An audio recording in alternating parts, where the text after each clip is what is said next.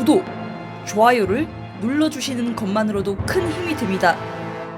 그럼 구독, 좋아요 눌러주시고 보시겠습니다. 감사합니다.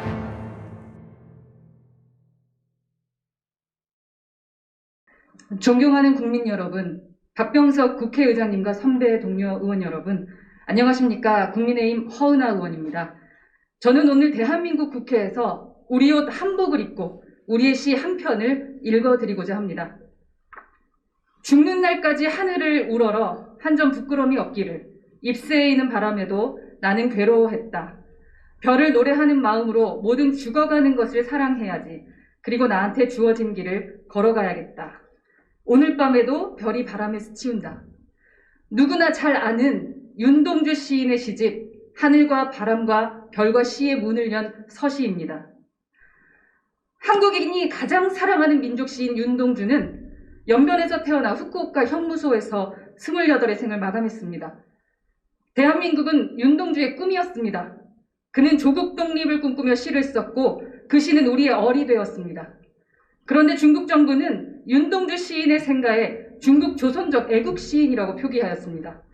중국 포털 사이트 바이두 백과에도 윤동주 시인의 국전 중국, 민족은 조선족이라고 써 있습니다.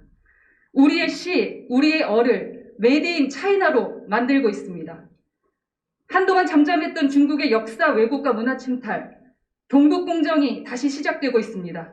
왜 그럴까요?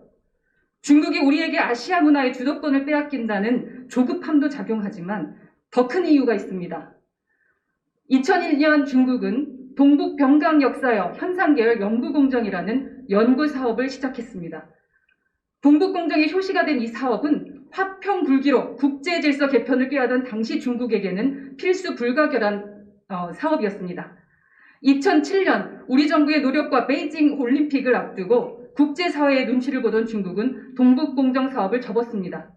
그러나 지금 20년간 동북공정 사관에 왜곡된 교육을 받아온 중국의 젊은 세대들이 남았습니다.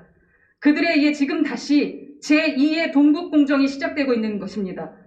새로운 세대에 의한 중국의 동북공정 시즌2는 박물관과 책 속에서 일어나는 것이 아닙니다. SNS와 방송문화 콘텐츠, 그리고 먹는 것과 입는 것을 통해서 일어나고 있습니다. 유엔지자 중국 대사까지 나선 김치 공정, 중국의 게임회사 캐릭터에서 시작된 한복 공정, 중국판 웹사이트에서 손흥민, 이영애, 김연아 등을 조선족이라고 소개하는 한류 공정과 SNS 공정까지 중국의 신동북 공정은 미세먼지처럼 넓고 우한에서 시작된 코로나 바이러스처럼 깊게 우리의 영역을 잠식해 나가고 있습니다. 그 어느 때보다도 더 단호한 대응이 필요합니다. 하지만 우리는 무엇을 했습니까? 지난 설 명절 우리 국민은 경악했습니다.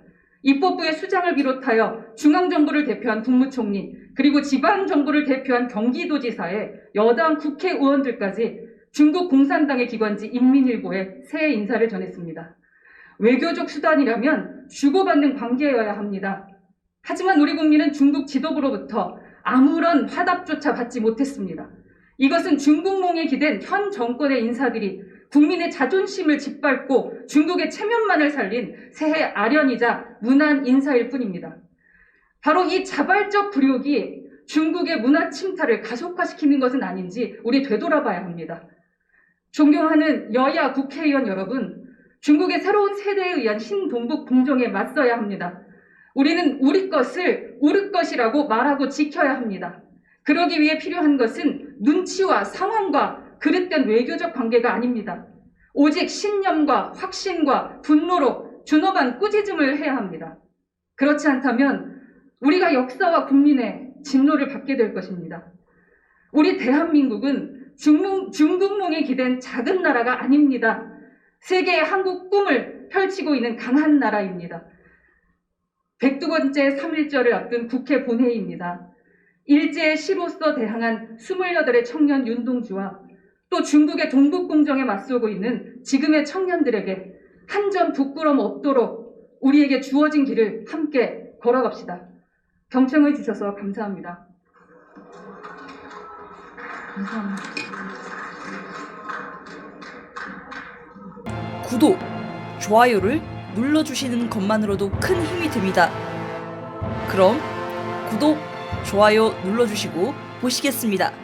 감사합니다.